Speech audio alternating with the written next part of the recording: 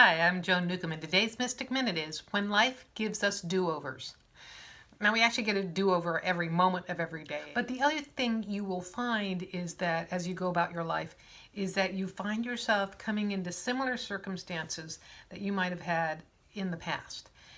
And some of them are pretty significant. And you have an opportunity to navigate them differently, to come from the wisdom that you have now from the experience that you had before.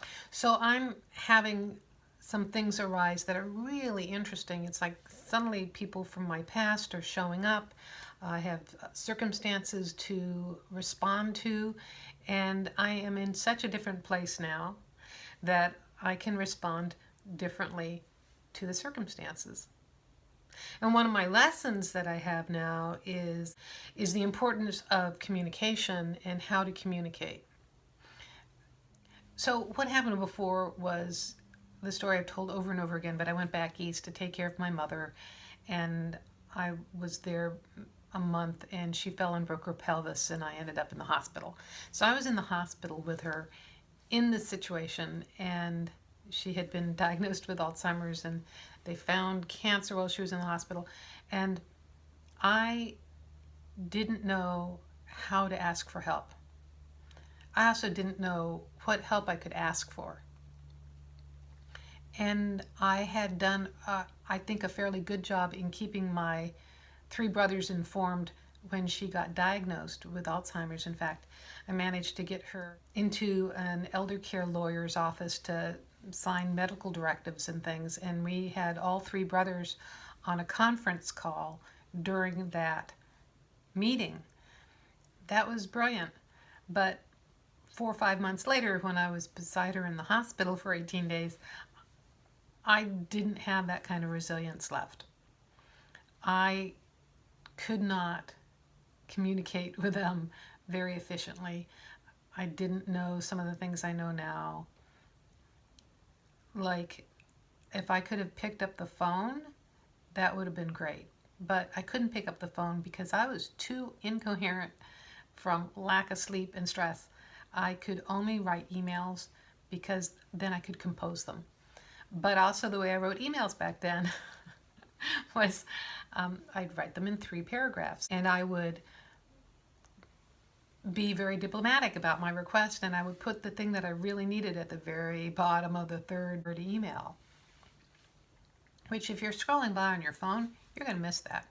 And there are times, certain brothers didn't even respond to the emails.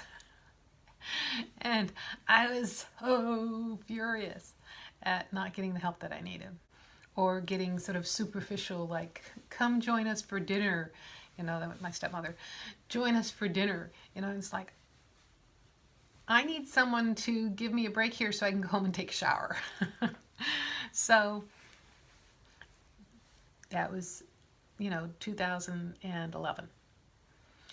So now I know to communicate directly, it'd probably be more ideal if I could pick up the phone. I think if I really need to, I could text. That might be a very effective way. And the main thing too is that the situation right now, it's not happening to me. It's happening to a family member. And I get to use my empathic memory to imagine the stress they must be going through. And how would I have liked someone to respond or come help? So it's not me that's experiencing the emergency or having to make all the decisions, but I can go there and be supportive from that awareness. So I'm going there to stand in readiness, to be extra arms and ears and hands to help.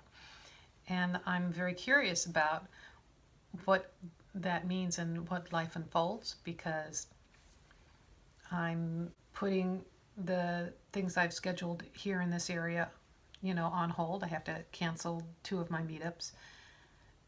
And because I'm going to New York and I don't know if I'm going to have a quiet place to record, I'm going to do a couple of these to schedule, You might get some weird kind of videos from me standing on the subway. I don't know what's going to happen. It's a very improvisational time.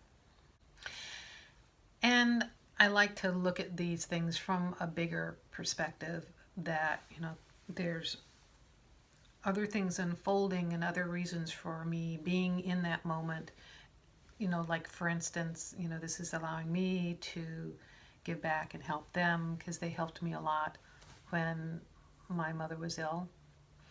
It's an opportunity for me to be different in communication with my brothers, to include their wives, because then they'll get the emails.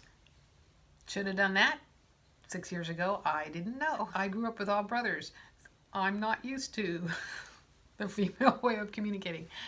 So what I've noticed already is that when I'm operating in the present moment, my resentments from the past dissipate. Yeah, I was furious. I was really upset, but I also wasn't communicating coherently. I was expecting everybody else to be telepathic. And everyone's going to react from their own pictures. So I can be as clear and as transparent as possible. Doesn't mean that I'm going to be seen or heard clearly or transparently in those circumstances. And I can show up with all my awareness and respond in the present moment to whatever is showing up. Something that I've really learned in the years since is that it is a benevolent universe, and when I am fully aligned as consciousness and when I'm operating as consciousness, everything falls into place, and I absolutely know it's all unfolding in my favor. So I'm really curious to see how this expands to others in my hologram. So when life gives you a do-over, you have an opportunity. Do you want to repeat the behaviors from the past by operating through your resentments from the past, or do you want to be in the present moment and operate from your inner wisdom, from the things that you have learned? Because when you're operating from your own inner wisdom in the present moment, infinite possibilities open up for you. There's an incredible freedom and clarity when you're being totally yourself here and now. In my old vernacular, I would have said that this experience that I'm going through is kind of like final exams. I used to sometimes feel like, the universe is giving me a final exam for me to use all the things that I've learned to prove that I've learned them so that I can move forward. I don't think of life in terms of being a school and lessons to learn anymore. It's more of a online full immersion experience where you're an infinite being with infinite information, and you're here to have fun learning how to maneuver in physical reality.